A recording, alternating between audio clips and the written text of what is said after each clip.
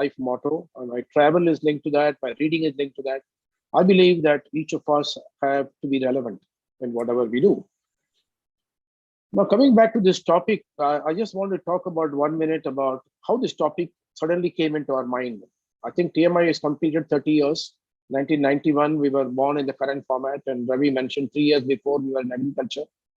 So 91 to 2021 is 30 years, and we were asking ourselves that how can TMI stay relevant for the next 30 years, next 20 years? Because whatever we have done in the past, okay, we have grown to some size, we are in multiple businesses, we have some top leadership positions in some of them, but I firmly believe we become irrelevant if we don't reinvent ourselves. So we created a project during the COVID time called TMI 2.0. And the question we asked was, where is HR going as a function? And how can we align ourselves to the needs of HR? And that's how this journey of discovery started. So whatever I'm talking about today is all very relevant to human capital management. And there are many, many facets of it. I'm taking only one facet of it is people performance management. And more importantly, we were very specifically focused on one subsegment, which is the FMCG segment. Now, if you look at this one slide about TMI, what is our credibility to talk about it? Ravi said that we are one of the few companies where 70% of our revenue comes from sales. But I want you to see this graphic, which shows that we are the only company in India which is in the end-to-end capability of end-to-end services we offer to maximize productivity and analytics. For example, we are first in India to launch employer branding agency. We have our own mobilization and sourcing capability. We are one of the biggest players in mobilization in India. We large scale assessment. We do recruitment process outsourcing. We do onboarding. We do role-based productivity training and induction and upskilling and so on. And on the bottom, you see learning content. This has been our greatest discovery. Ravi talked about C&K management in 2000. This has actually pushed us into a domain of learning science. Historically, training has been seen as a transaction. There was something to be done. Some trainers have to come, deliver something to people, and people have to learn and do something about it. We came back with a saying, no, there might be something called learning science. Why some people learn? And we actually, in 2000, we asked a very simple question. Why adults are poor learners? Children learn better, college students learn better, but when you come to enterprise learning, adults learn very poorly. So that journey of learning content started from learning science in 2000, and we are proud to say today a lot of that learning is coming into value as I'm presenting today. Now, what is the database source? This is a very large database we get every year. 500,000 people are connecting with us. This is the current status. Some of them are recruitment conversation, onboarding, training conversation, attrition data. We also have structured data, unstructured data, and anecdotal data. So for the first time about 1.5 years ago, we asked ourselves this question: what are we doing with all this data? I mean, are we making any sense of it? Or are we just going on doing a little more of the same thing, which we have been doing all this while? And that's how this entire presentation or people performance analytics and modeling as a concept came about. Now, I think at the core of this is this blind spot. I want to talk about this blind spot because I think it's a risky statement I'm making. I would like to apologize if somebody don't agree with me. But the fact is, HR looks at performance as a process. Actually, Dr. Santru Mishra came and spoke sometime in one of the sessions of ours. And he said, one of the biggest challenges in HR is the performance management system has become more a process rather than a management. On the other side, the line manager is driven largely by daily performance. He has to drive the performance of today, tomorrow, maybe this week, this month. So there is a tremendous focus on now. And consequently, in between the stools have fallen this entire domain, which we are going to explore today: performance analytics and visualization, modeling, enhancement, and predictions.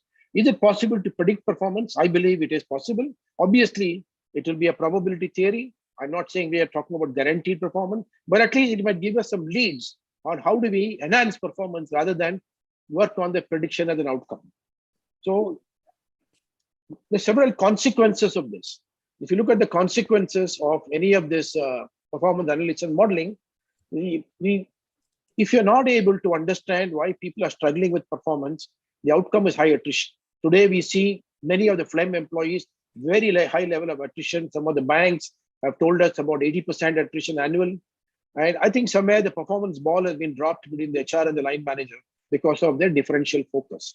So we said that, okay, there should be an alternative solution. And that is what we call it people performance consulting. So this is the important quote I discovered it, the ability to take data, to be able to understand it, to process it, to extract value from it, to visualize it, to communicate it is going to be the hugely important skill in the next few decades. So I totally agree with you. And I hope by the end of this today's presentation, some of us will carry this imagery.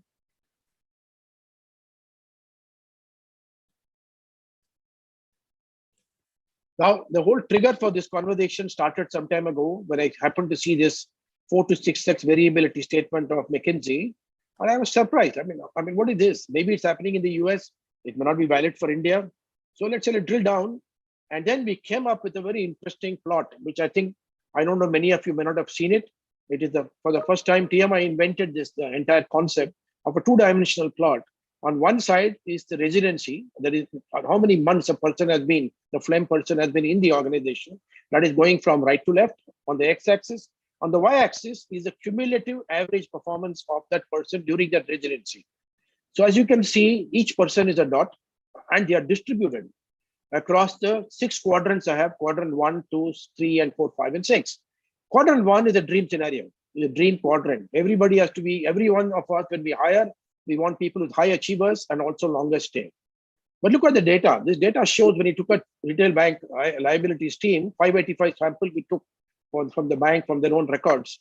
We found out that quadrant 3, which actually is a big liability quadrant because it is a low achievement and long residency. Now, this is something they've gone under the carpet. They've been missed out because this kind of a graph, for the first time, nobody has plotted residency versus performance. Typically, attrition is seen as a separate data point and performance is seen as a different data point. By merging these two into a single data point, we got a lot of insight. And this plot will come back again and again, as you can see. But look at the data variation. Performance variation in the 5-month-old cohort was 9x. 5 months of the time given for them to get stabilized, we are looking at 9x to 16x. Now, this is what we thought, first data point we got, and I was a little worried about it. Then I said, look at some more data. FMCG, we looked at another customer of ours. On the right-hand side, this is the plot of individuals. We plotted incentive versus residency. And then again, we got data ranges for, there are people who have been up to 8 years. There are people up to 3.5 years. The residency, as the residency increased, the variation declined, but still there's a huge variation between the top performer and the bottom performer for the same cohort. Same cohort means they came through the same gate. They stayed in the company for the same duration. They're selling the same products and services. They are all having the same work culture and still there's a huge variation. Then looked at the asset side of a bank. Again, the data is extremely revealing, 35x to 75x, and the 75x declines to 35 as time passes. And third is about insurance industry. The numbers are between 46 and 10. Now, every one of them are telling us, this is something I've never seen. I'm sure I would like to ask the speakers later on to share their experience. Have they ever seen a data like this, where we are plotting these 2 dimensions and discovering this kind of a wide variation in performance? So this is a summary. And if you look at all the data points put together, the performance variation is huge. This is actually, in my concept, a blind spot. And this blind spot has been under the carpet, and that is what we are trying to lift above the carpet. Why phlegm? Obviously, 50 to 60% of the workforce in most of the organizations are in or phlegm. They are maybe in sales, customer service, and back office. The variation being so large, then the question is, what can you do about it? If the variation is so large, is there any corrective action can be possible? Obviously, the answer is right now, based on output, you cannot decide what corrective action you can take. For corrective action, you need to know the input side. We need to understand the lead indicators. So, and largely because of all this variation, we suddenly asked the question, how review of performance is happening at the frontline manager level? Most of the frontline manager, whatever little bit we have seen, and I'm sure you or speakers will share more of it, they're all focused on telling them what they have not done. This is the output is not there, this output is not there, put a lot of pressure, but we are not able to go back and tell him what is the real reason why they're not performing, which input side they're not able to perform. So this is one of the key takeaways I want all of us to think. We are looking at a world wherein each and every employee might have a different reason for non-performance. And therefore, we need to try and fix that problem at an individual level. Now, if you look at the symptom, if people performance a variation is a symptom, what is the root cause? The root cause is basically we have still forgotten how performance really happens on the ground. Now, this is a very critical point. Performance does not happen in the training center. It does not happen in the review center. It actually happens on the ground when people are actually doing their job, right? So what we said was, to understand performance, you should be able to analyze the correlation between output and various causative and relational factors. Some of them are obvious and some of them are 100% not obvious. And that is what I'm going to demonstrate with 3 simple case studies. And therefore, it is important in PPM to connect the dots which are visible and not visible. Most often, they're not visible dots is what is dominating our HR analytics right now, the space, which is the tip of the iceberg. We need to see below. And the second part is, yes, it is possible to correlate mathematical and statistical relationship. One of the things which you are doing for TMI group itself is now it's called activity-based costing model, which correlates input and output, how big the task is, how big the output is, all these relationships we are building through a mathematical model. And ultimately, what we are saying is this people performance analytics should tell us what the data is telling us, not what we want to hear. We want to see what is really happening on the ground. So there are many factors. When you look at factors which are known and unknown, they could be internal to the employee, external to the employee, internal to the organization. And you have to be able to be imaginative to build as many causative factors into the equation and use data sciences to figure out the correlation, right? So this is what we have attempted in some of the case studies. We agree it will be varying from geography to geography. It will vary in real time, dynamically in real time. You can't have a standard formula forever. It changes based on the ground reality. So benefits are humongous. First and foremost, we can look at hiring as a practice. How do we look at who are the cohorts who are in the quadrant 1, which I showed you earlier, who are high performance, high residency?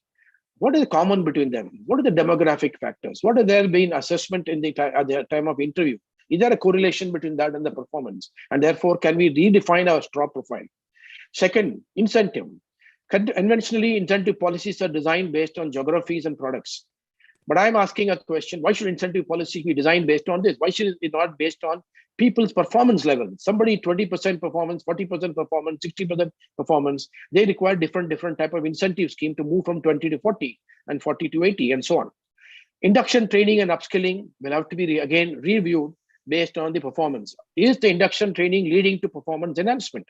Is the upskilling program leading to performance enhancement? And therefore, even people deployment, both in aligning who's the right person to work with the right boss, and also developing just-in-time learning solutions. These are all solutions that we can build. I'm going to quickly run through 3 case studies, and all of them will open up your mind as to what I said so far. First and foremost, data. When you look at data, the first part is to do data as a plan of data management. So data disaggregation is the first step.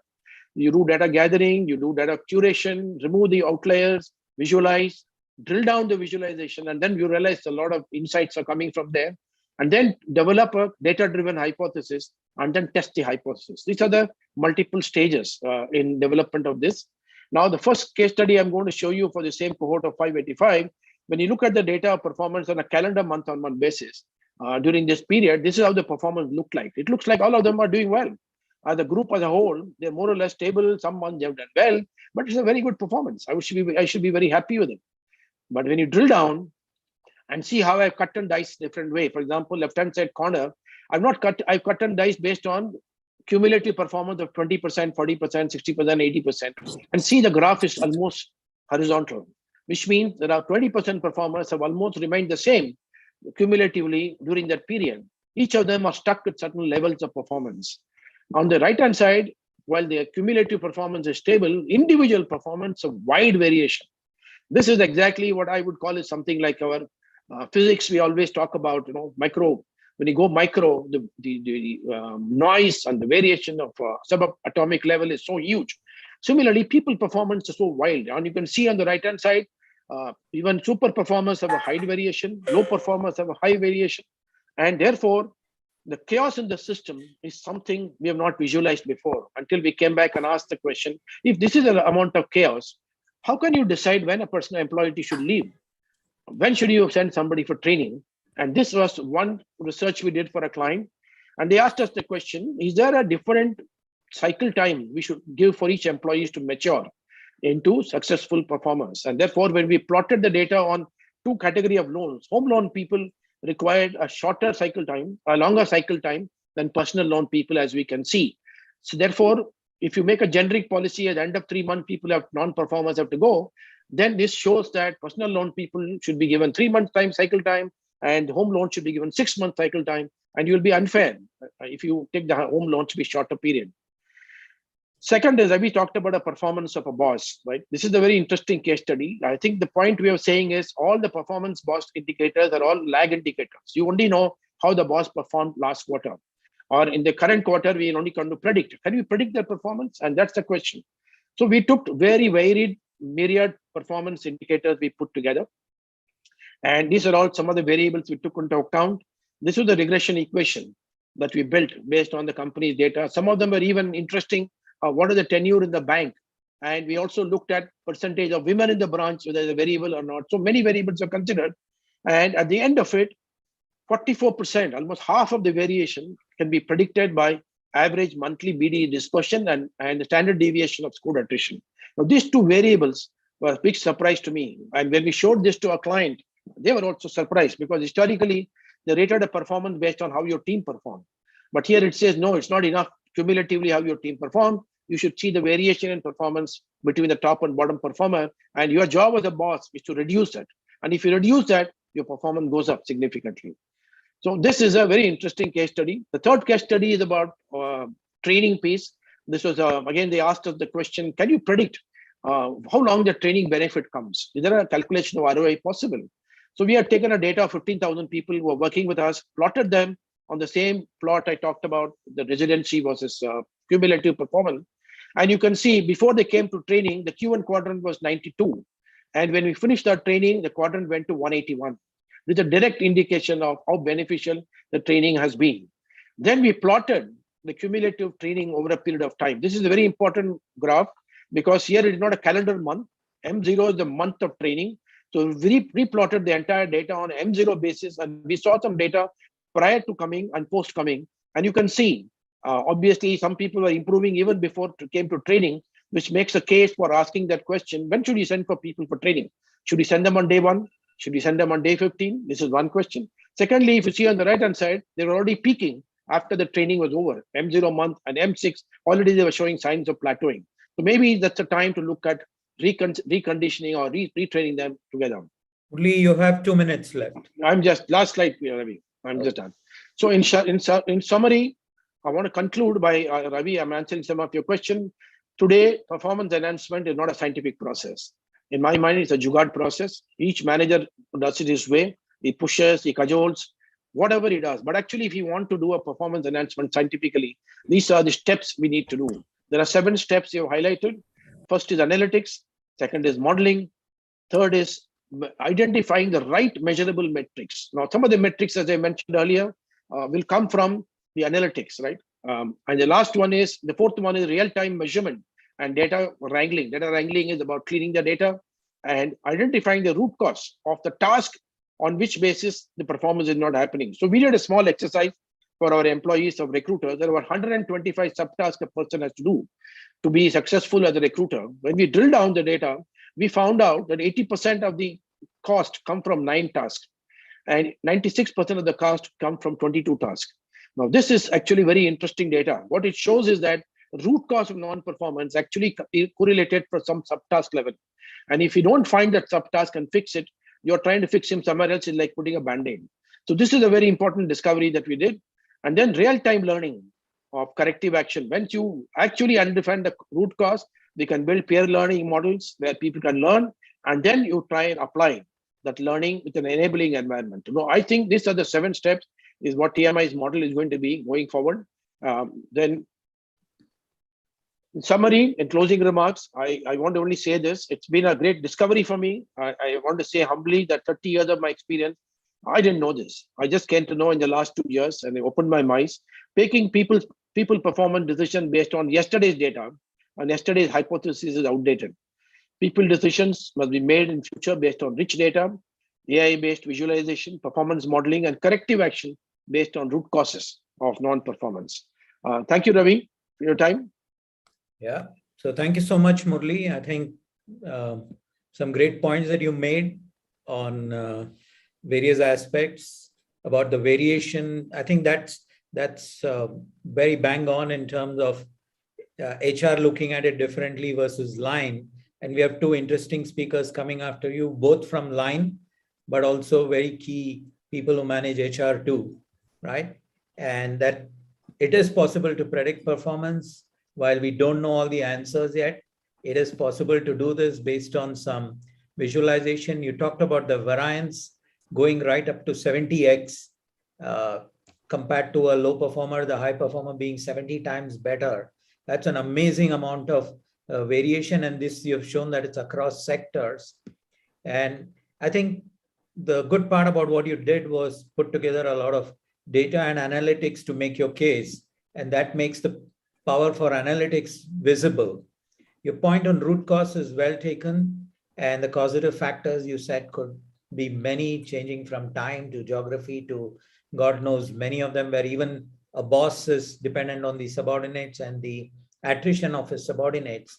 His performance is tied up to that.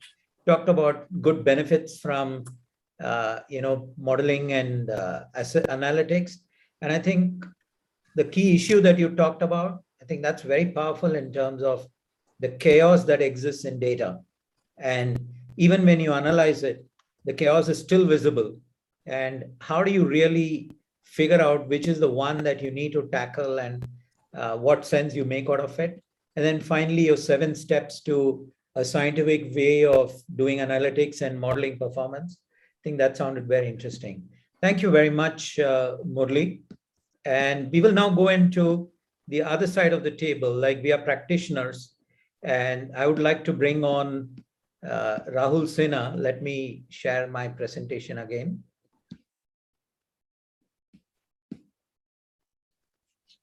I hope it's become visible now. Peter, can you confirm that you can see my screen? Yes, Ravi. Right. So Rahul is an alumnus of IIT ISM Dhanbad, and I'm Bangalore. And like I was joking when we started the session, all business guys are speaking about HR. So he spent significant time in business, both in FMCG and BFSI in sales and marketing. ITC, a long stint, and then Kodak Insurance, the bank, and BSLI. I think we would have missed you there, Rahul. We started working in 2012 with BSLI. I think we would have just missed you, meeting you in BSLI. And then with Pidilite now for the last 10 years, he's known to have built up the handicraft and Fevicryl business, which many of our kids, when they were young, have used. And even today, I think they're very popular. And he's led Pidilite's e-commerce business in hobby retailing. So after all that, I think it's a huge shift after being in the crux of driving business and numbers and convincing customers to spend money on brands to move into HR. And I think he can bring in a fabulous perspective of being there, done that in terms of sales and marketing, and now with HR, and you're on the other side of the table. How do you get the people to work for you at the expected performance level? And he is now managing 3 very interesting angles to the HR, the talent management, the employee engagement, and interestingly, institutionalizing HR practices globally across Pidilite wherever they work, in India and elsewhere. So I'm sure he has a huge amount to talk to us about and can share a wide range of perspectives. But the questions that I would like to put up in front of you is some of these. If you can answer some of these or all of these, or even add to it. Do we know how performance really happens on the ground? Is there a way for us to, scientifically link input to output, maybe mathematically or scientifically, whichever way, right? Murli was talking about a mathematical model. Maybe there is science also behind it. They say there is a science and an art in selling. Maybe you can help us break that down, the science part of it. And if you're going to predict, what challenges are we likely to face? Because we know that FMCG business is dependent on too many external factors, or how your competitor performs, the economy, and changing patterns and many, many other challenges. It's not just about the poor soul who's out there retailing the product or redistributing it, or the manager who's managing a territory. So I'm sure the challenges are far crazier in something like FMCG. So it'll be great to hear your experience in any of this, if you've done some performance modeling as a business leader, and how we can address some of the issues that we have put up here. Over to you, Rahul. How much time do I have, please? 20 minutes. So I will ping you in 18 minutes from now. Is that okay? Yeah, that's good. I have set my own clock as well. All right. Let me get going. Right. Thank you. First and foremost, thank you for the time. I believe the best use I can make for all of your time is to not use a presentation. Sure. I would actually love if you can just remove this one and bring it back after about 15 minutes are done, so that I have a mental check of whether I have addressed these questions or not. It will help if we are on the speaker view so that you can see me in big bold. That's and we keep going. Yeah, sure. Wonderful. See, I would like to start by putting in 3 or 4 key elements of how I want to build this particular discussion. First and foremost, what is performance management? Performance management is many processes for sure, and that's an important task that multiple people in the organizations do. Performance management is also the objective of the organization, because at the end of the day, if the organization has set a goal of going from to a particular destination, as is typically called the from to diagram, then it has also decided how it will get there. Numbers don't happen because you wish them. Numbers don't happen because every day morning you decide to get up and run. Numbers happen because you have a plan. Managing that plan is performance management, actually. And the third piece of performance management is you need to understand you're not working with machines. There are subparts of the organization where the performance management is dependent on machines. And if there is high level of automation, there's low level of human intervention possibly. But as long as there is a human dimension involved in the organization of the designing of the performance, there is an element about how do you pace each individual to get there. And remember, people will react to stimuli differently. Coming to the mathematical modeling or the science behind it, there's a significant difference between the two, and that's what I wanted to clarify.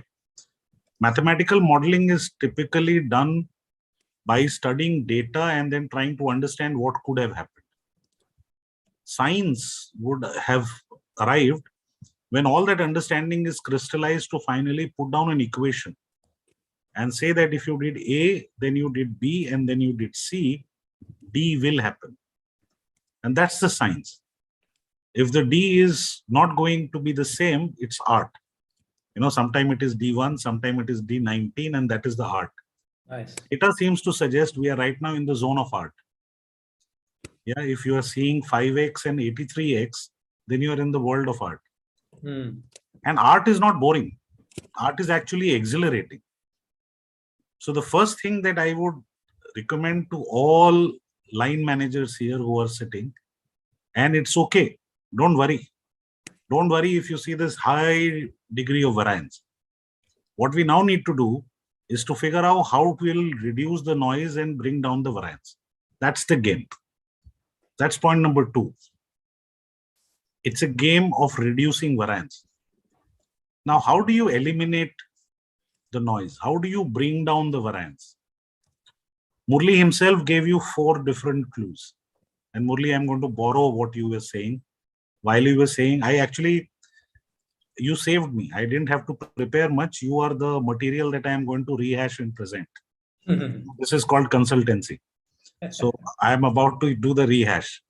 So what I am saying is, first and foremost, learn from the success. There are managers and there are teams that are working with low variance. This is going to exist in every organization. Try and study what they have done. And now I will keep wrapping it with my learning.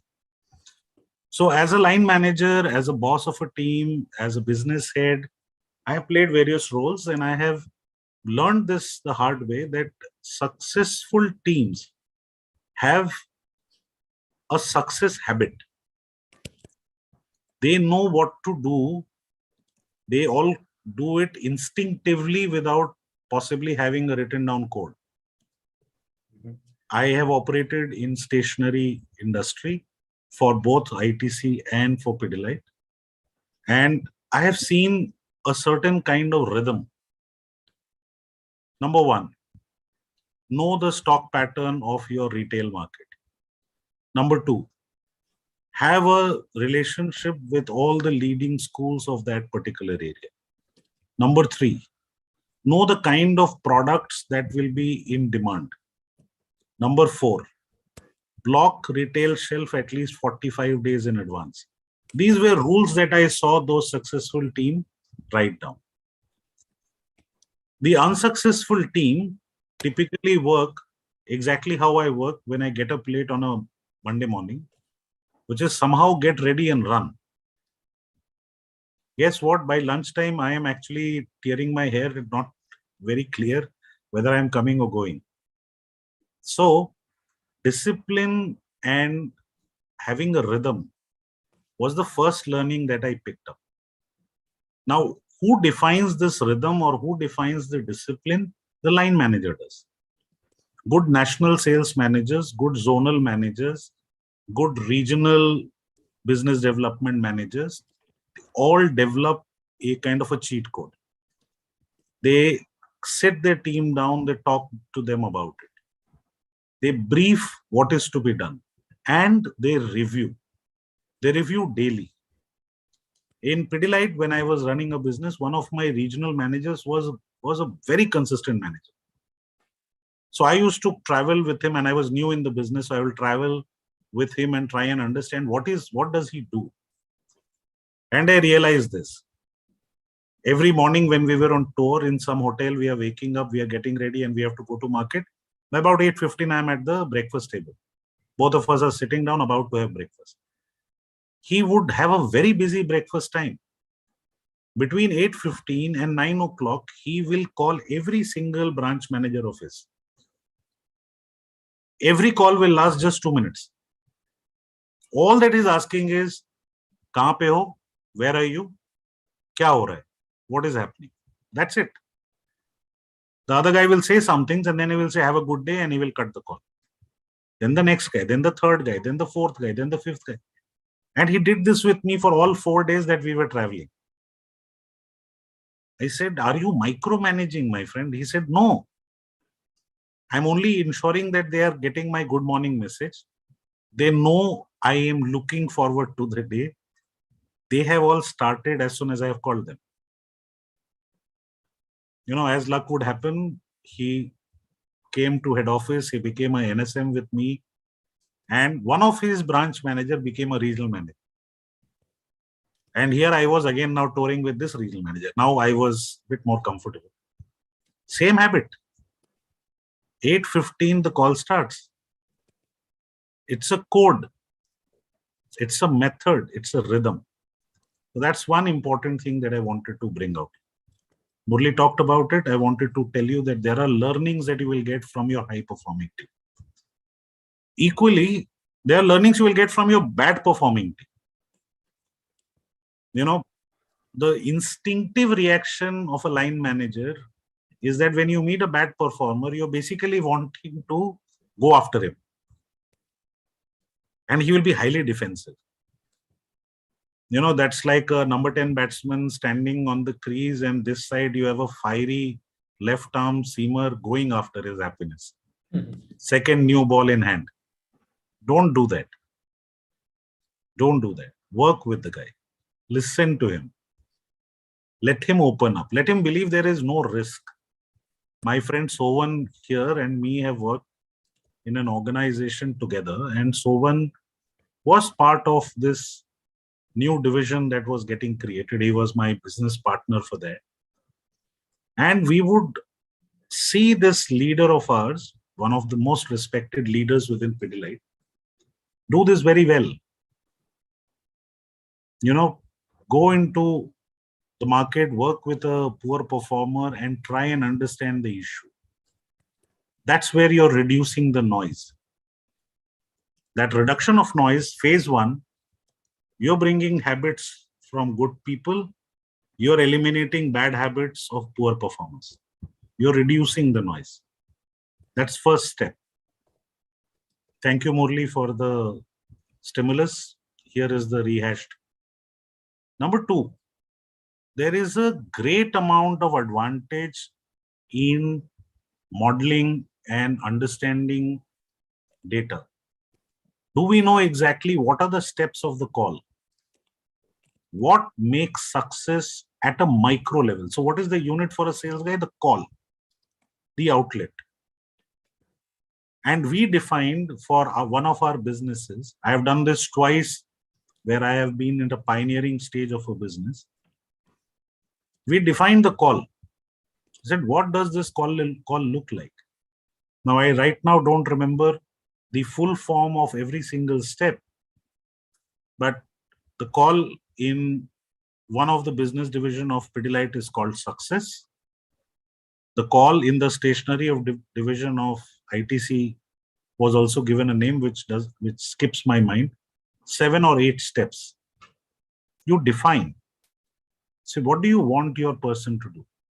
So you typically want your person, before they close the previous day's calls, you want them to quickly resource themselves. Where I'm going to go tomorrow, what will I need? What is the POP material required? What is the display cards required? What is the grievances that were raised? What are the current statuses of them? You prepare yourself.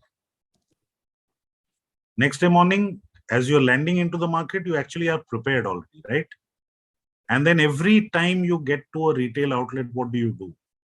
Study it from outside, look at the counter, understand the stock. There is a rhythm, there is a practice. What is this? Where has it come from? It's come from the business strategy that you defined for your division.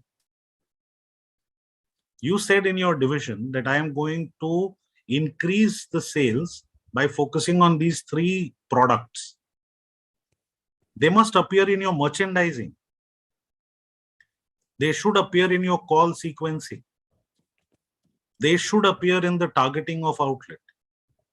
Now, if you did something fantastic in a boardroom, which you were clapped for, but you forgot all of that there, and your guys on the ground are still calling like they were calling in 1967, your strategy is not translating. Your performance management is not working.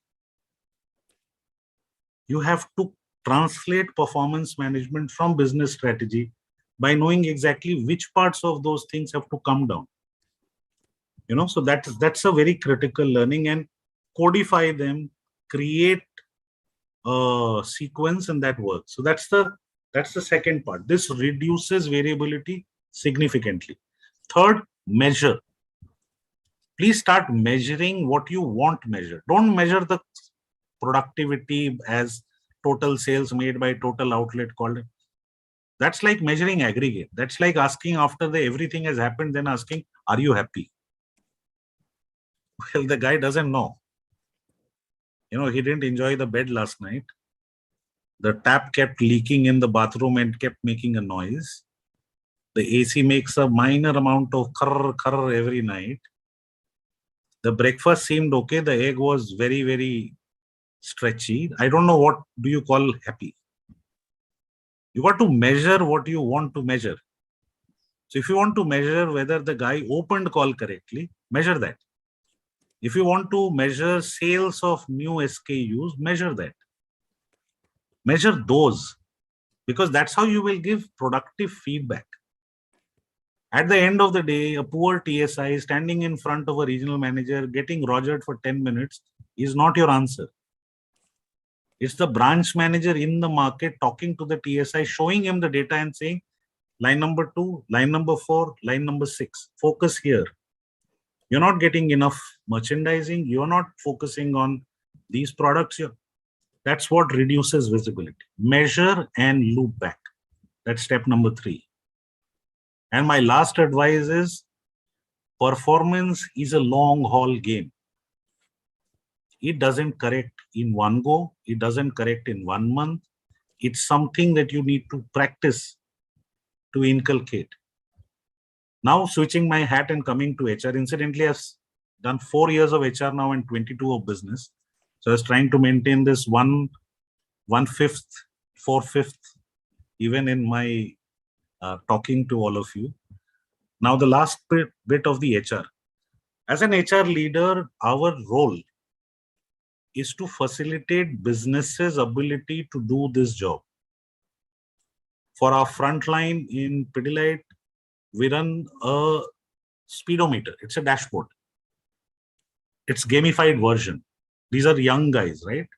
They enjoy when they see dials and charts, and when they are able to see and make out, am I getting there? How much is left? That's the gamification that works.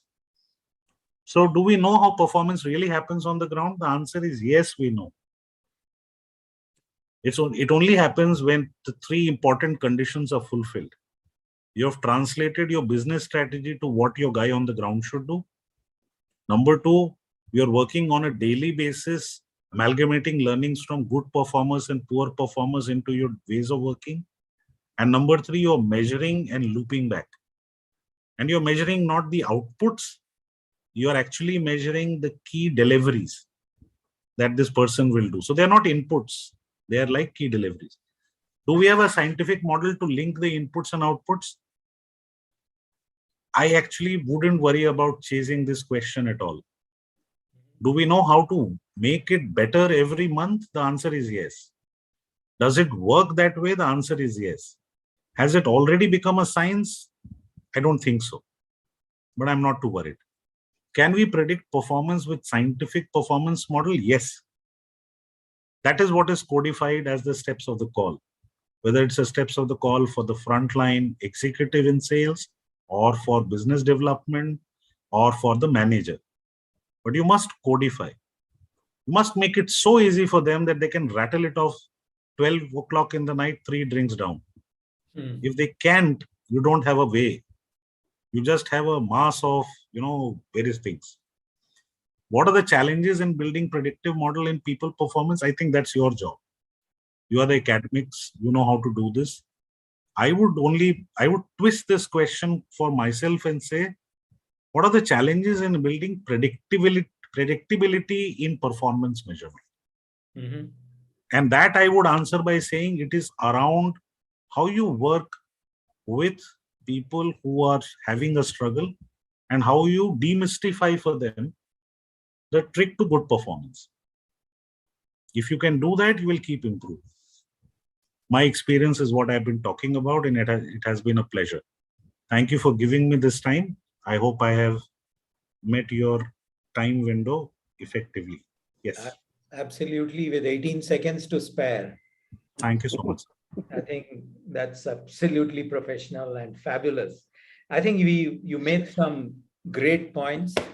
Some of it I quickly captured in a mind map, and I would like to reiterate it for those who joined late or missed noting it down. About what is performance management.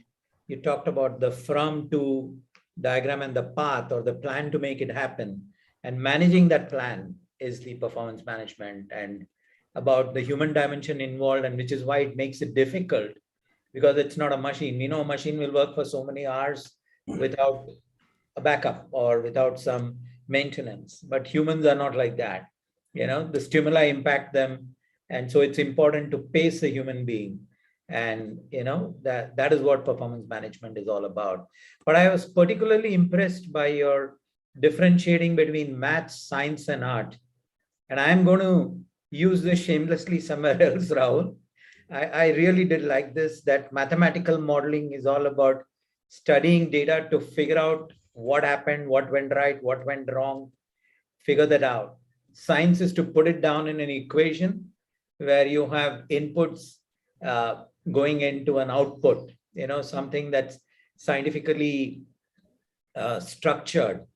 And when it does not happen like that, and when like magic happens, like you said, the 85 times the poor performer is what the high performer is, then it's like magic. So it's all about art. And I quite liked your thing about saying that don't worry too much about it, that art will happen. But I guess the best learning is when you extended that, can you learn from that artist, make the science behind it available for those poor performers? Then that's not art anymore and it'll become science. We won't be able to decipher all of it, but if we can do some of it, I think that'll be a great value add from the high performers to the average performers. This is something that we've been now actively also considering in TMI, that peer-to-peer is the way to go. If you really want performance enhancement, you have to get high performers to work with not so good performers. You said something? No, I had a bit of a kharash, Okay. but it's a good way to interject and try and bring one point. Sure, please. In fact, now with digital, you can do much better. You can actually create platforms by which the good performers can share with everybody in the company in a matter of few seconds. And this is what is called as social learning, which we are enabling, the how behind success. Right. So we have, our frontline is called TSI. Right. And in a typical division, we have close to about 200 TSIs. Right. And we have the second frontline, which is called the BDE, the Business Development Executive. And in a typical division, we would have about 50, 60 of them. The TSI chase sales, Business Development Executive chase the brand, penetration, usage, all of that. Right. Right. The social learning will simply have TSIs make 1-minute videos and share. BDEs make 1-minute video and share, and they share and it is uploaded and everybody can see it. So even digital can be leveraged for things like this. This is exactly where we are also headed. Very interesting that you're already doing it.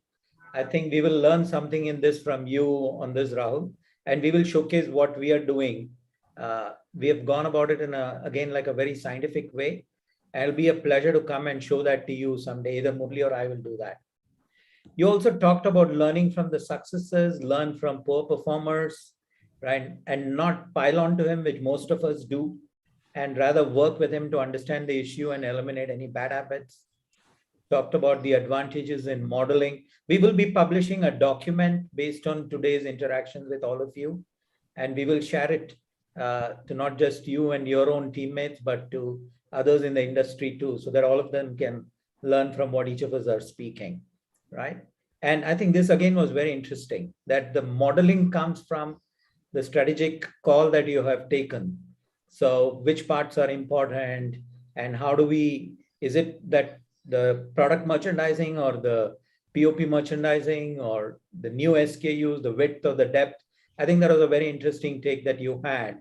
Also, I think this was again very interesting, which we have been talking a lot also to some of our clients, that we need to measure what is important, not what is evident, because that will give you some insights. But what is important will really tell us what is the corrective steps that we have to take. And finally, that it's the long haul. And yes, you're not going to be able to change somebody who's at 0.1x to go to 1x or even 2x just because you're going to teach what 80x guy is doing. It's going to be a long haul. We have to stay the whole path with him. Thank you so much, Rahul. It was really fabulous to hear from you. And I'm going to move on and call Sudhanshu Prokriyal, who's the CEO of the bath business of Briloka. For those of you who don't know Briloka, it's part of Hindware and all the iconic, the fancy products that we have in our baths and kitchens and all that, that come from the Hindware range of products. That's what he manages. He's an alumnus of Delhi College of Engineering and NMIMS.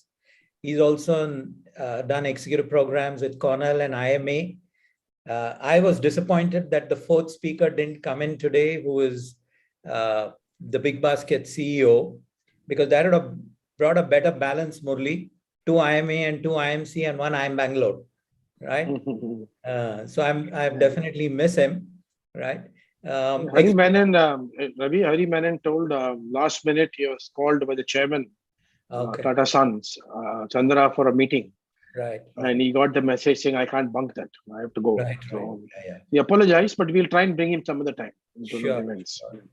And again, I think Sudhanshu comes with some fabulous experience of very, very interesting brands that he's worked with, Asian Paints and Coca-Cola and SC Johnson and Raymond's.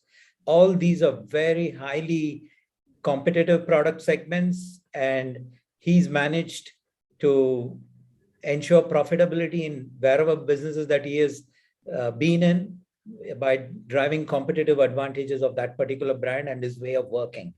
Currently, he oversees many of the business functions. Ravi, you have to display his background. That you're not sharing this page. I'm sharing, right? No, you're not. Oh, I'm sorry. The screen is not coming. No. I see. I thought I was sharing. My apologies. Stop sharing and reshare it. Yeah. Can you see it now? Yeah, now we can see. Yeah. Okay. My apologies. Right. I already spoke about all of it. All of you can read on screen. From him also, I think we're going to get some very powerful insights on both sides, the FMCG and the FMCD side. And because again, he comes from the business side of it, and he will have a handle of the people, because again, all these products, they are all sold extremely well. Whether it's Coke or Asian Paints or any of these companies, they have codified what the sales processes are and how something is to be sold, and they make a science and structure it in such a way. I think it'll be good to learn from you, Sudhanshu. But the questions that some of the questions at least that we would like to put in front of you is, can we figure out the root cause? Like Rahul did speak about it briefly. So can you dive a little bit more when you see non-performance based on current output metrics, or it could be even based on input if you are measuring input? Is there a way to infer what's the root cause? And does it vary from employee to employee or geography to geography or segment to segment? Then can we aggregate it and resolve it, or do we need to fix it at an individual level? Are there any learning models that will give us that performance enhancement? Or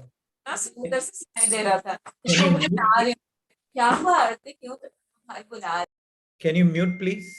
Muted BR, carry on, please. Sorry. Right. Is there any learning models out there, or coaching models or mentoring models which will drive performance enhancements? I'm sure you would have experienced some of these, Sudhanshu. So if there's some key learning that you can pass on, and what sort of interventions really work. So these are some of the questions we have in mind. Feel free to answer any or all of them, or pick up new questions. I think you're going last. So some of what you want to say could even be built upon what Murli and Rahul said. Over to you, Sudhanshu. It's 20 minutes. I will ping you 18 minutes before time. So thanks, VR. Thanks, Murli, for hiring me here. And first of all, I think very interesting sessions, both from Murli and Rahul.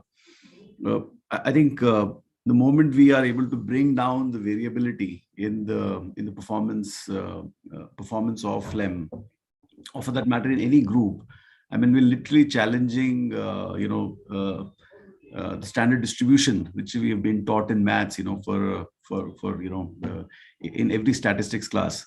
And of course, a very narrow vertical curve where everybody's performance is very similar to each other. It's a dream. First of all, everybody in the organization will be very happy, because I think, but I think it'll be a big challenge for the HR community again as to how do you differentiate people then.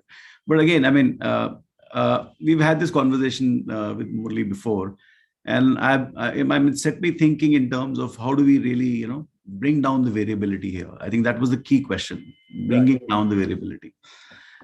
So, very interesting insights from Rahul, from Murli himself.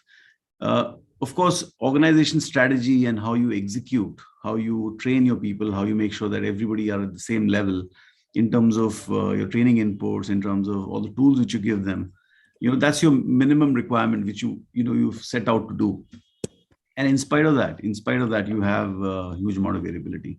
So I've tried to address some of these questions the way I understand it. Of course, we don't have as much of scientific data analysis of organizations as you've done. My experience is more FMCG, FMCD, which is more B2B2C rather than a B2B2C directly. I think in a B2C directly, your individual's skill set or individual's ability to actually directly influence sales is far higher than in a B2B2C, where a lot of inputs which are there from the organization strategy, brand, in terms of their existing strength, there's so many aspects, and all those aspects define the performance. So I've tried to address it the way I see this, of course, and I've tried to answer the questions which have been asked to me. So let me just share my screen quickly and take it from there. Okay, I hope my screen is visible. Yes. Yeah. So these are, like I said, my perspectives on how do you manage film performance. So the first question, can we scientifically infer the root cause of non-performance from current current output matrices? Now, I shared with Muli earlier. Personally, as a manager, as a leader, I am a big fan of input matrices. In my even to my last the person in the field for me, a phlegm employee, or even my direct reports or middle managers, there's a fair percentage of input KPIs in their overall KRAs which I set for them. I am a firm believer that if we keep working on the input KPIs, then the variability and the overall performance itself will be far better than when I'm looking at only an output KPI. So from the initial part of my career itself, that's something which I've been focusing on. And what I believe is, and I'm giving an example here. For example, in Briloka, what we have is a lot of, we need to do one input KPI to make sure that we get consistency of growth of high value products, high ASP, high margin products, which is our brand stores. Now, an execution of a brand store in the market, for example, we have a turnaround time of 45 days, which is being taken right now. While if you look as the intended turnaround time, it would be around 15 days. Now the difference between a 45 days and a 15 days is basically, if I do a diagnostic analysis, we see that there are internal process approvals, there are internal time which is being taken to come to a situation where a brand store can get actually executed in the market. That time is actually taking 30 days. But when I see a brand store getting executed in the market, I can see there are our executives who are actually executing it in 15 days to 20 days because of their tenure in the market or their tenure in the company. They are able to manage those approvals in 15-20 days. However, another person who's actually a new person in the company may actually even take 60 days, 75 days. Now, this is significant input KPI, which actually impacts his output, his performance, and his tenure in the organization or his relationship in the organization defines, how much time that execution of that brand store will take. Now, if we are able to take out a lot of these non-value adding activity, which is happening within the setup in terms of the approvals or, ensuring that the tenure of the person or the relationship which he manages within the organization do not impact the time which he takes to get those approvals for getting the brand stores done, we are able to execute brand stores in a far faster, far better way. And then, and that directly impacts his output KPI, which is of sales, which is of a higher value sales, higher profitability sale, and a detailed analysis of this to, eliminate unnecessary paperwork and approvals via SAP email instead of hard copies. The implementation of these kind of things really helped us in terms of improving performance for a lot of our people. So this is one such example. So it's not only about data analytics, it's about data interpretation and actually getting into the root cause. So the difference in performance was not because of those individuals per se, individuals per se, but because of their ability to influence the organization, because the setup of the organization was like that. So this is one of those root cause examples which I thought I'll share with you. So does the root cause vary from employee to employee? I mean, yes, for sure, root cause definitely varies from employee to employee, because there are his individual non-performance would be because of one or a set of different problems. Like I shared here in the previous example, the problem was actually sitting because of a lot of non-value adding activities which were there within the system. And a person, depending on his tenure or depending on his relationship, his ability to handle those non-value adding activities within the organization.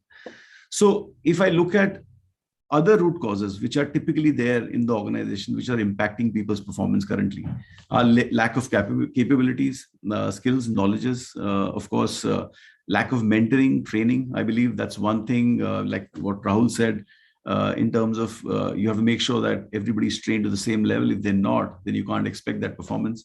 Lack of resources, I think something which is usually ignored, a huge lack of resources, which takes care of, which makes some performance very, very difficult in some parts of the country. For example, there are not adequate number of people available, not adequate merchandising material available, not adequate support from the backend finance team or backend accounts team, backend warehousing team. So those are the things which really impact performance as well. Lack of motivation. Timely acknowledgements. We've seen that if we do timely acknowledgement of people's performance, it has really significantly impacted their morale, and they're staying in the organization. Their tenure in the organization increases. Expectations. I've seen communication. Like again, previous speaker talked about a daily call. A daily call eventually sets up an expectation, which if you're able to set those expectations really well, then your ability to impact performance is so much better. Monotonous routines. So I'm a firm believer on routines. Again, the way I see discipline and routine and the execution of those disciplines and routines in the market is something which is going to eliminate variability as much as it can really help, because the rest of the things will be which will come from the organization strategies and organization execution. Employee manager relationship issues. I think this is something which impacts performance in a significant way, and I'm going to address this as we go forward in my subsequent slides as well. And of course, poor time management. Now, I look at all these as status quo scenarios. So whenever we see poor performance, that can be in a scenario of status quo, when you have nothing which is transformational, which is happening, or there's no change being driven within the organization. But there are times when organizations or leaders are trying to drive transformations within the organization. There's a change scenario which is there in the organization. And we've seen performance getting impacted at that time, not only because of these set of issues, but also because of mindset issues, or because of underlying motivations, which are not evident, on the face of it. We've seen, phlegm being hand in glove with dealers, with certain middle, I would say, some people in the entire distribution channel, where perhaps those things are not, which are not at times not even in bordering on improper, in terms of if I can say that. So we see a lot of those things happening. So when we are looking at transformation scenario, we also have to look at some of these underlying motivations and mindsets. So can we, if we can infer the root cause, can we fix the root cause? Yeah, of course. And we believe that this definitely can be done. We should basically look at the root cause, identify possible solutions of the root cause. Look at all the measures, develop your own hypothesis, and then do some experiments with the pilots over there, And then, of course, you measure your success of the pilot and then execute across the whole spectrum of your phlegm. So what I believe in this is that getting down to the root cause is a critical thing, and root causes can vary from people to people, area to area, context to context, and understanding that root cause is extremely critical for us. So how do we create learning models that will lead to performance enhancement? So of course, in my experience over the years, what I've seen is a very basic thing as a cause and effect is misunderstood at the in organizations at phlegm level. It is misunderstood at middle management level. We've all experienced situations where we've gone to retailers and we've expected our team to open retail stores. We've expected them, okay, go ahead and actually open the retail stores. And then, the answers have come that, okay, these dealers cannot be opened because they do very, very little business. And then we have those conversations with people. And when they open the dealers, when the dealer starts doing business with us, he ends up doing a fabulous and fantastic business. So a conversation of that nature with a frontline sales employee, tells you your understanding of a cause and an effect. The person is not doing a great business because nobody has actually approached that dealer himself. So a simple task of making a call and making sure that the dealer starts doing business with you can actually lead to a larger business for the dealer himself. So a cause and effect itself is wrongly understood. And that what I believe is happening within the organization, largely because a lot of middle managers have a very single way of managing most of the situations. So a few years back, my personal experience on leadership training, especially for the frontline salespeople, was that the best model of leadership or the best model of managing frontline salespeople was an SL2 model, the situational leadership model, and which basically classifies, and I've shared this in the presentation here. It was something which was devised by Dr. Paul Hersey. It's a model which I believe has, really worked for me personally, and I've used it in every single organization where I've actually worked. So what the model says is that you have to have a differentiated way of handling your team, depending on the competence and the commitment level of your subordinate or the person who you're working with. Now, how many times we meet a middle manager or a senior manager, and even during interviews, we ask them, okay, what is your leadership style? And the person will come back and say, okay, my style is, I'm very delegating in my style, or I'm very approachable in my style. Nobody comes back and says, okay, I'm directing in my style. And we all know the kind of attrition we get, especially in the frontline field salespeople, where they complain of their direct manager being extremely directive and then extremely, bold and making sure that telling them exactly what to do. And then the subordinate feels that, he spent enough time within the field, and he doesn't really want to be directed, on a daily basis. So a lot of times we feel there's a gap between what a subordinate wants a boss to be like, his superior, his supervisor to be like, and what actually is being offered to the frontline salesperson. Most of the middle managers, they typically have styles which are extremely rigid, and they are on one style. They believe that style really works for them in every situation. However, that's not the situation on the field level.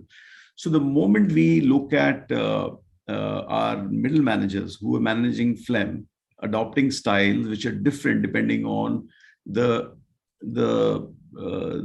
status of your frontline salesperson, you will see a very different output coming in performance. I've seen this happening, in, I would say, 4 different industries, and really working very, very well. So as the example says here, for a person who's in D4, which is on high competence, high commitment, a delegative style, which is an S4, will work, which is low directive and low supportive behavior. While if I look at a subordinate, which is actually at a D1 level, which is on a low competence and high commitment level, a directing style would work very, very well. and a subordinate which is at a D2 level, which has low to some competence but low commitment level, a coaching style would be more appropriate. For somebody who's on a D3, which is high to moderate competence, that variable commitment, a supporting style would be appropriate. So we believe that, I believe over the years with my experience that, adopting your styles with your subordinates, with your phlegm, depending on the situation, depending on the person's status, really makes a lot of difference in terms of bringing up their performance and reducing the variability of performance. Okay. The last question which was asked to me was what has been my experience in performance enhancement intervention on phlegm from a standpoint of a business leader. Now, so what I believed is that, like I said, having a differentiated style for, depending on the ability of the frontline salesperson. So looking at giving responsibilities to qualified employees, giving them variable responsibilities. For example, we've always identified our territories as some territories which are more mature or some territories which are more emerging. Looking at more mature territories way differently in terms of their objectives, in terms of the kind of manning they require, the kind of people who will man those territories versus emerging territories, while your growths are all coming from your emerging territories. So, depending on different markets, different categories, your strategy can be very, very different there. It's very important to match tasks to their skill sets. Not everybody is meant for everything. So we have seen people who, like, the previous example of situational leadership too. I think not everybody is set for identical things. So there are teams, there are people who would do far much better, for example, in an NPD, which is extremely critical for an organization. So while another set of people will not do, so you will have to create a different set of training programs, a different set of tools for people who are in the delegate, in the zone where you can delegate to them, while a different set of training program, different set of tools where you need directive behavior, and directive method for them to execute the same NPD. So you need to have a different skill set, and and that those tools and your techniques, your methods have to change depending on the skill sets. We believe that, and this is a McKinsey study, that emails take up about 28% of an employee's time. It was revealed to be the second most time-consuming activity for workers. So, automation, which is in terms of getting using digital tools, like Rahul also said, we have such tools in Bloka, like we call them MyConnect. And then we have something called HinChat, where all these conversations get are done directly with our team. All these conversations are done directly, making sure that it is delivered down to the last person. So the conversation which I want to do with my frontline sales executive based out of Salem, I can actually do through HinChat. The use of videos. So we have a program called Pride Program, Hindware Pride Program. We've identified more than 120 common issues, or I would say problems or questions or FAQs, whatever you want to call them, which are bothering people in the sales field. And we've tried to address them through 1-minute videos. And most of these videos are not made by peers. I mean, that's the difference between what you guys have been saying and what we've executed right now. But these videos have been created by trade marketing, and then they have been executed through this Pride program. So using technology to make sure, these questions are addressed, so that, everybody on the field, which is like going and addressing a consumer need, is adequately and equally equipped to handle the same question. I think we're trying to do that in Briloka through using digital tools. Of course, SFAs, they increase employee productivity to the tune of 18 to 23%. Of course, SMART goals, incentivizations, recognitions, rewards. I mean, we are a fan of handwritten note for, to drive culture of appreciation. It really makes a difference in terms of, a frontline salesperson getting a recognition. We have a day which is nominated for, appreciation for the whole organization. We call it Cheers to Peers Day. It is the first of every month. it's not by chance that, it comes just after the month end. But yeah, on the first of every month, we have a group called Cheers to Peers. And if you write a mail to Cheers to Peers, every single person within the organization gets that appreciation. We just have to make sure that the appreciation is directed to a specific person, and it's a specific appreciation for a specific task which has been done. It cannot be like that. I really appreciate what you've done last month. That's not a great mail. That's not encouraged. What we want is like, okay, XYZ in this market has appointed 10 dealers and has grown by 35% by doing, by selling this NPD for so and so and forth, and so forth. So a very specific mail telling what exactly has been done in the previous month.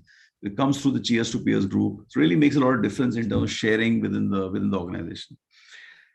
Again, weekly regular cadence gate meetings, like Rahul was talking about, a daily call, it really makes a difference. It's something which, for example, in Coke, I've seen that happening, a daily gate meeting, at the depot level, which is like a gold standard in terms of execution, in terms of communication, to make sure that, everybody in the team understands what is happening in the organization, what is expected out of them on that day. Of course, building human performance improvement through auto onboarding, through user-friendly payrolls, well-structured, HR policies. So all these things really make a difference in terms of improving the efficiency of Phlegm. And of course, I really believe that every single person who has a team is the HR manager of his team.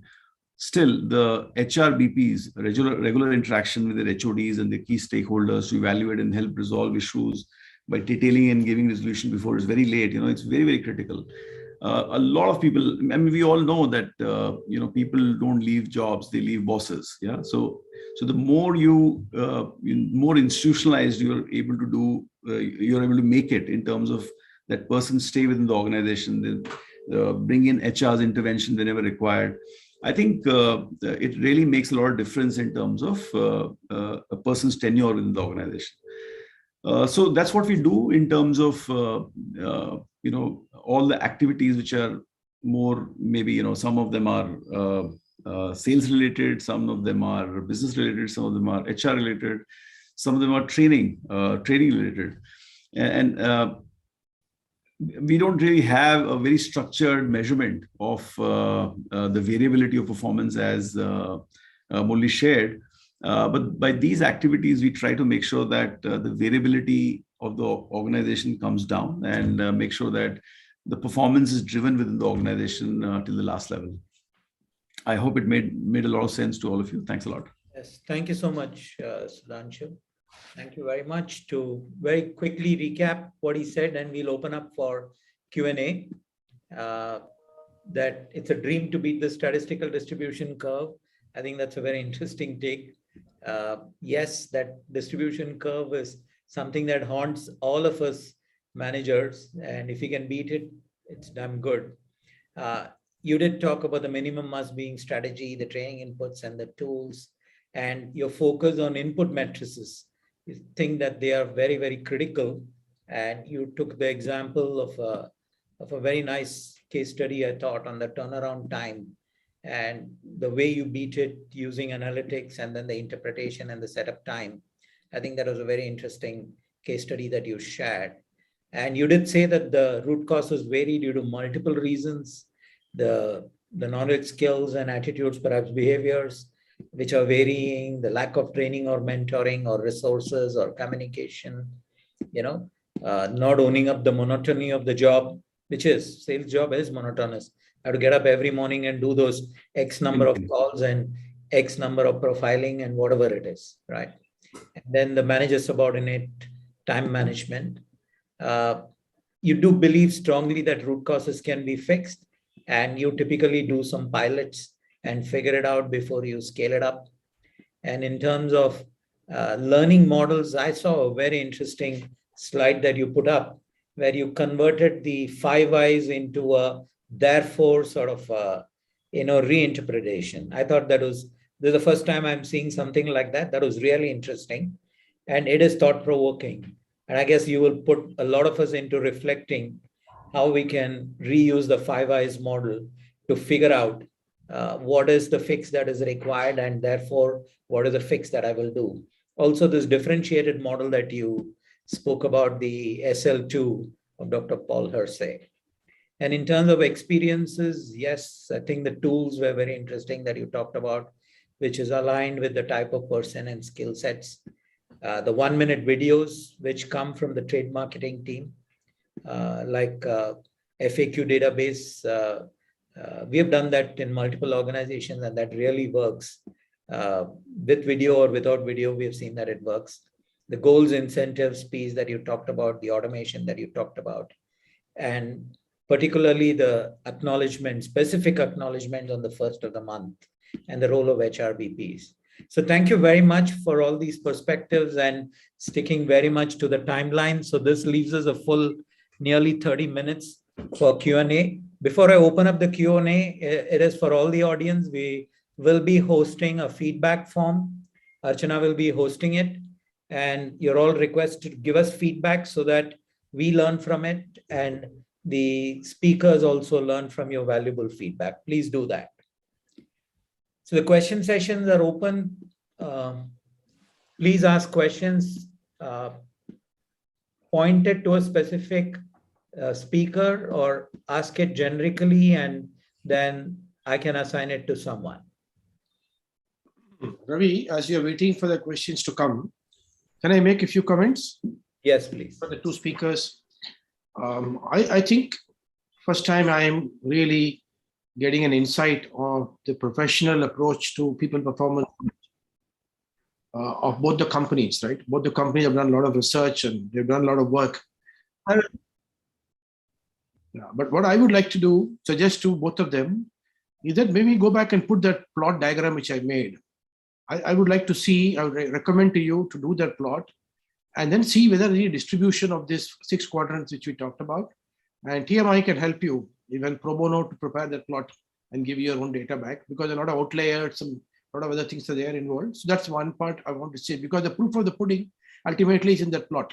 Whatever activities you do should result in the narrowing, as we spoke about in the end. We want to see what are the actual narrow levels. I hope if you have done it already, we'll be very happy to know. Otherwise, we can just work with you to create it. The second part is about differentiated approach, which Sudhanshu talked about. That's exactly what we meant when we talked about the 6 quadrants. When we talk about people with high motivation and high performance or productivity, that is the same graph which we talked about, D1, D2, D6 models. These are ways of identifying those groups so that the training programs or the motivational models can be varied, which is something to be driven. So that is all available in D1 to D6. So what we are saying is that that model, to implement that model of what Sudhanshu talked about, some of these plots may be very useful, because the data will tell you exactly where people are cumulatively over a period of time. Over to you, Ravi. Yes. So since no questions have come yet, come on, those who have questions, please raise it. I have a question each. First, I'll go with Sudhanshu. And Sudhanshu, it's extending from what Murli said. And I've been hypothesizing that this should be feasible, though clients are a little, so far at least we have spoken to in the BFSI side, they're not, the numbers are huge and they're not sure whether it can be done. See, if e-commerce can do what's called a customer of one, that means I do mass customization. Can we deal with performers of one? That means I understand the performance of every frontline sales guy that I have. And I have an overarching model, of course, but based on, like you said, the various input parameters or the demographic profile of this guy, or the geographic location that he is in, or the latency, I don't know what are those parameters. Can I recommend that I must do this with him on the 15th day or the 45th day? And this is the path that I will drive for him to become 100% on target, or maybe even 80% on target.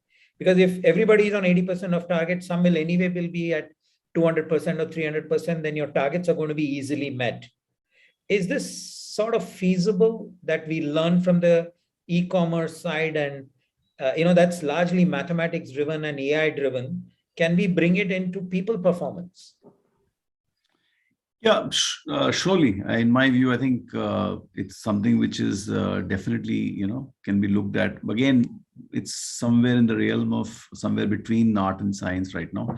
The Right. only way I would say is that, so what you do, for example, today when you have an SFA, Salesforce automation, and you measure people's outputs like your productivity, your call productivity, or your, there's so many KPIs which we measure for a sales call.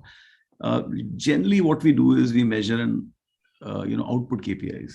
Right. What my belief is that if somehow you're able to bring in a fair degree of input KPIs, like what Rahul said, it was in terms of what are the critical aspects of organization strategy, which have to get executed at the ground level by that frontline salesperson. Now, if you're able to measure that, then my belief is then your performance would be far better, and the variability will also reduce dramatically. The output KPIs, is what the measurement of output KPI is what I believe makes us a little myopic at times, because at times a lot of stuff which is when you're measuring an output KPI, you tend to I would say discount a lot of things which may have happened in that person's market, and you tend to then react to them while irrespective of what happened in his market, if your strategy is right, what is relevant is that what he's supposed to do in this market. If he does what he's supposed to do in this market, then eventually when the market turns conducive, he is going to deliver. And we've seen this in case after case. So my belief is, yes, it can be done. It's just that you also have to make a case for an ROI on this, because if I have in digital in e-commerce, again, none of these guys make money, so I don't know how they're doing it. But yes, if you're able to do in terms of doing it profitably and not really add too much of cost of doing it, that's right. Then it would really add value, because reducing variability would definitely bring in more performance for sure. Right. I think Rahul wants to add on. Rahul? Yes, I would urge us to recast this discussion by prefacing it with a simple question of what is the aim. The aim is to help the poor performer or the not so great performer improve. And my suggestion then would be that exactly like how a complicated, highly automated machines panel look like, where you basically have 6 dials going on, and it tells you input rate of flow, temperature, pressure, etc. And the engineer is basically just looking at that panel and then optimizing. Right. Make the panel be the performance and make the engineer the performer. Give him an element of self-diagnosis. Right. I actually believe organizations fall into the trap of believing that the frontline executive or manager can't self-correct. These guys are wonderful, smart people. Absolutely. They will self-correct. You just give them the parameters and tell them what is to be corrected. I loved the way Sudhanshu explained the concept of the input parameters. Yeah. That's actually what we need to make them. And in today's day and age, then it doesn't need to be done every 15 days. Yeah. It's something that is available to him every day, every hour, if he wants to look at it. Right. We are encouraging our sales guys to, before they enter a shop, they know average sale of this shop is 22,000. If I crack 37,000, I'm on my way to becoming the top of the chart. Right. So he's walking in with the intent to do 37,000. Correct. And it's also giving him intelligent prompt saying, to get to 37,000, see these 4 items this guy is going to order. Yeah. Because that's what he has been ordering for the last 12 cycles. Right. Make him also to buy these 5 items. because shops like this are buying these 5 items. Right. Right.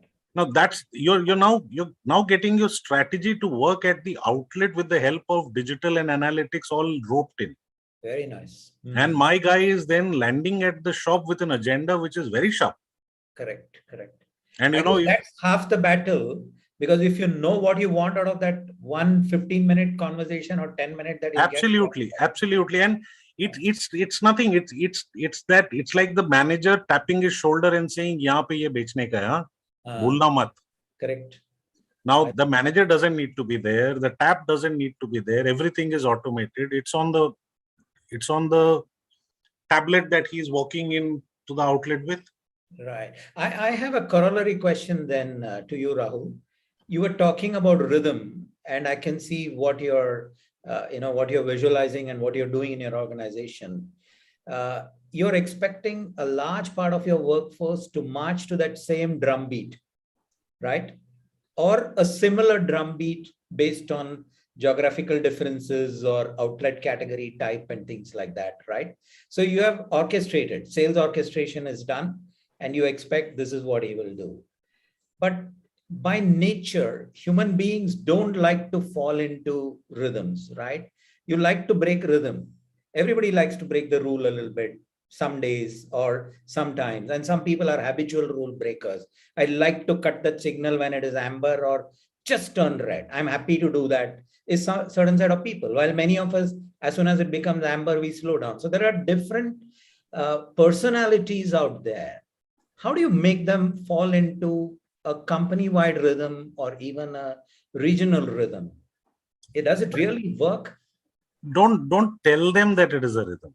Right. You don't. That's the beauty of what a mobile phone or a digital tool does. Right. It doesn't look like a push. Yeah. Doesn't look like the boss is overlooking the shoulder and saying "Kar." Right. It looks like, "Arey, ye to opportunity hai. Main karta hu." Right. And if you can, when we first introduce these, what we call in our internal parlance as a speedometer, all this debate happened. Will it look like we are pushy? Will it look like ab to ye boss laptop pe bhi baitha hua hai? Right. But we realized, to our pleasant surprise, people enjoy it. People enjoy gamification. Right. People enjoy to be in charge of their own fate. But Mhm. people value when you kind of nudge. Remember, make it just like a nudge. Right. Don't make it too overbearing. Right. I have a question now. I don't know who it is addressed to. Rajni, would you want to unmute yourself and ask this question of whom? Rajni? Okay, let me ask on our behalf. What are the ways to eliminate unnecessary distractions for top performing sales teams? And she says any of the panelists can respond. Rahul, you want to go first? I would say let them decide. Let the high-performing sales team decide. Some distractions in your parlance would be source of enjoyment. And if they are high-performing, they know what to eliminate. Right. Sudhanshu? Yeah, Do you have a different take? Yes. So what I've seen is that, at times people see when there are low bases, then people do well, right? So if somebody has performed poorly, then, a lot of people feel the low base tha. Isliye, some people are doing well. But I've seen people who do well, they keep doing well. It doesn't really matter to them, what their base was. Then they keep doing well. And I've seen people who are doing poorly, they keep doing poorly irrespective of what. Now they have a low base, it doesn't matter, but they keep doing poorly. So those bases don't matter. So these distractions, I don't know what she means by that. I honestly didn't really understand, So because I think, like what Rahul said, these guys have cracked the formula. The top performing team has cracked the formula. He knows what he has to do. They won't get distracted, And if they get distracted, they won't be the top performing team. Absolutely. So I don't think we need to really, worry about that too much. Right.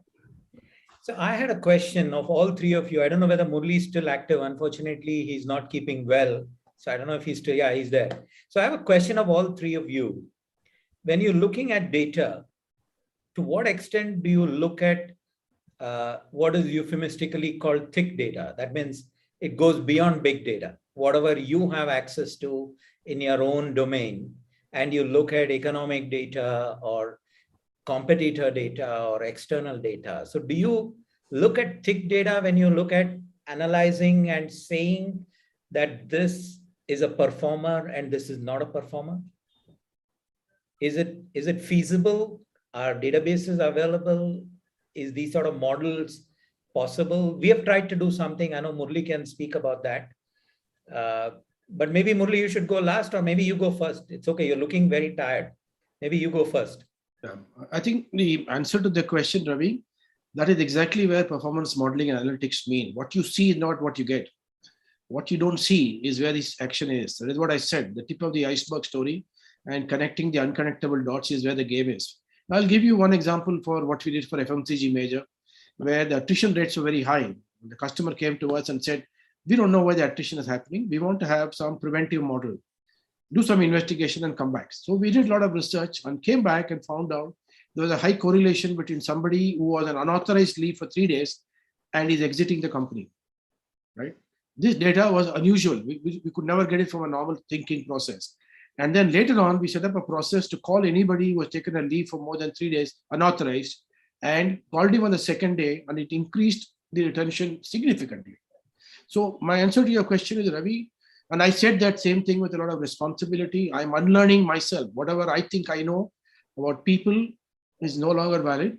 And I think what people are behaving, especially Phlegm, I think last time I told you, we have worked with customers now for the last 2 years. All of them are big companies. Axis is a big company. SBI is a big company.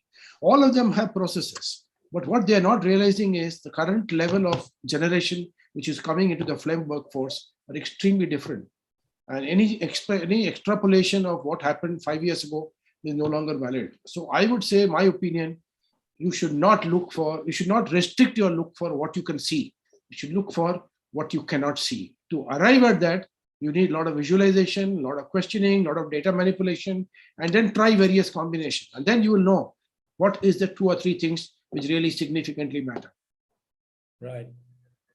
Sudhanshu and Rahul, are you doing any analysis which includes extraneous data? Not at a field sales level. Of course, we do a lot of analysis on competitive information. There is a lot of data which is generated on a retail audit level, but we don't do an analysis at that granular level which will impact Phlegm, right? So right. That's the way I would say. Right. Is it the same with you, Rahul? We do analysis, but our belief as a company is data indicates. It's then the job of the manager to correlate. We are therefore not very deep into trying to overlay data like I have seen happen in financial services. And in fact, Murli and I, when we were sitting and chatting, I had also said something which I truly believe, that when sales system work closer with the final customer, the need for analysis, the need for data, the need to reduce variability is higher. The further away you are, the lesser it is. And in a life insurance company, for example, where I have worked, you have got all 3 models working simultaneously. Yeah. The group insurance guys see very less variability. And the tight sales team, which basically works with advisors, sees the highest. Correct. Banker is somewhere in between. Yeah. So my feeling is that it is horses for courses. We should not have a standard approach. It is more of the manager understanding that this is a instrument in his hand. He must know how to wield it. Right. Right. So to what extent do you hold your managerial teams accountable for the FOS performance? Is it only that aggregate of all people who report into them? No. We have we have no concept called aggregate performance. The sales head of a team would actually be looking at all his 200 people individually. Right. Right. In fact, we analyze it at the distributor territory level. So a large team would have close to about 900 territories to worry about. Right. Right. Because there's no benefit of signals will cancel each other out, right? So Correct. there's no picture at the top. Exactly. Picture at the top is often very quiet and serene. Right. Right. Yeah, so my take on it is slightly different. My view, it's I see it as I look at, of course, the aggregate. When the numbers have to be seen, that's what you report, and the variability is an opportunity because we are always looking at opportunity, right?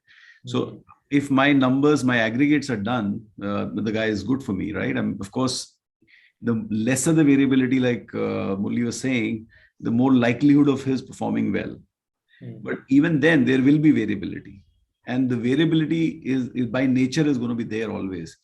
But the differences which are there in the performance of people is an opportunity which which we need to then take up in the subsequent periods and all that. So I always look for opportunities, and that's the nature of the game.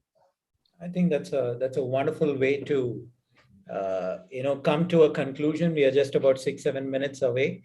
There are a couple of questions we'll post later, and one of them is on career, which we will address because we are a recruiting company, right?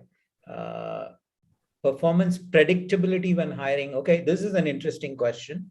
Have any of you tried performance predictability while hiring a salesperson? That's a toughie, right? Because they will come in with a baggage and that shows that they've been performing in the earlier job, right? But can you figure out whether they will perform in your job, in your company?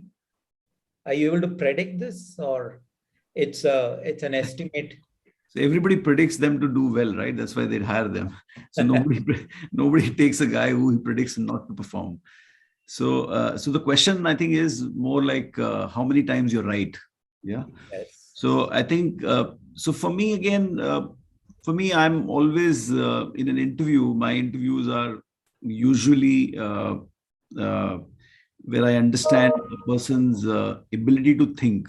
Because I've seen too many people getting confused between cause and effect. I've seen too many people getting confused between inputs and outputs, and I'm always pushing people to really come to situations where they tell me what they're going to do, and they're not, and then because hows is routines which will vary from organization to organization. So I always say what you're going to do, and it doesn't matter if he's right or wrong. I think it's more about that is he even able to think like that? Because if he's not able to think like that, he's not going to fit in my team. And it's more about an alignment between me, my team, and down the line to the last guy in my team. And if they're not aligned to the way I'm thinking, if I was a different person and I was more of a taskmaster of a different nature, then a different kind of person would have fitted in well. But if I'm of this nature, and this is the kind of people I like to have in my team, if I get a guy like that, I take. I've had a decent hit rate. Hit rate. I won't complain on that. Right. One last question to you, Rahul, and then maybe Ravi, can I answer that part? Yes, please. I want to give one case study, what we did for our client. The client said there is a high attrition, and can you find out some predictive indicators of retention in the company? And again, it was almost 9 months exercise going through high performers, low performers, high residency, low residency, and a lot of focus group discussions. We talked to a lot of ex-employees. But the most interesting outcome of this study was that there was a high correlation between a person who was the second wage employer in his current family and his retention in the company. And it was a big surprise. So we were wondering, what is the second wage employer? So then we went back and drilled down and found out that first wage employer, if he's a first wage employer, he doesn't have any support system at home when he has pressure at work. Or if a third wage employer, there's nothing to hold on. If he can just walk away from the job and he can still, his family runs fine. So there was a scientific correlation, mathematical correlation between the second wage employer and the his retention. So this is what we mean by unusual correlations, which you are looking for. Yeah. I think I'm not saying this will work all the time. I'm not saying it will happen all the time. But if you're able to find some correlation, and I think it's a good way to start with the kind of analytics. Yeah, yeah. I think that's a good take. I think we have run out of time and we need to let our guests go also. So Yeah. Peter, I think we had a wonderful day. Thank you so much, Rahul and Sudhanshu, and of course, Murli. I think we had a fabulous discussion, a lot of meat for thought.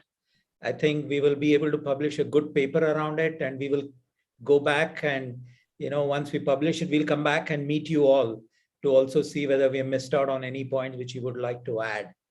And thank you so much for sharing your wisdom with everybody on the call today. So Peter, over to you for a quick vote of thanks, and then we can call it a day. And remind everybody, please give us feedback.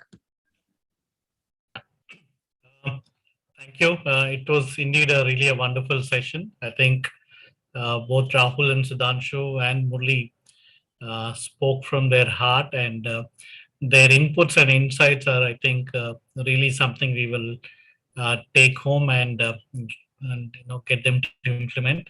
Also want to thank Ravi, who moderated the session very well. Noted down all the points. You recapped them really well, Ravi. And I also want to thank the team which worked really hard to put this session together over the last 3-4 weeks. And most importantly, I want to thank all the people who've joined in. We really respect the time you've given for this. And as Ravi said, we will circulate a note of this session for your further use. And in case any of you want us to probably make this session to any of your teams within your companies, we will be most happy to do that. Thank you all. Good evening and good night. Thank you. Thanks a lot. Thank you, Bye, Peter. everybody. Thank you so much. Thank you. Thank you so much. Thank you, Rahul. Thank you so much for your invitation. Yeah, my pleasure. Our pleasure, and very kind of you to come. Well, I think most of them I met for the first time. I think both of you have been more than kind, I must say. Absolutely. Thank you. my pleasure. My pleasure. Thank you. Thank you, and good night, everybody. Good night to you too. Thank you. Bye.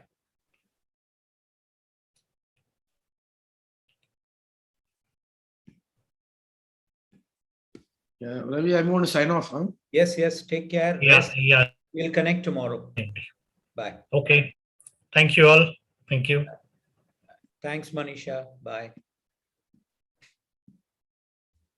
I'm also leaving, Peter. Yeah, Ravi.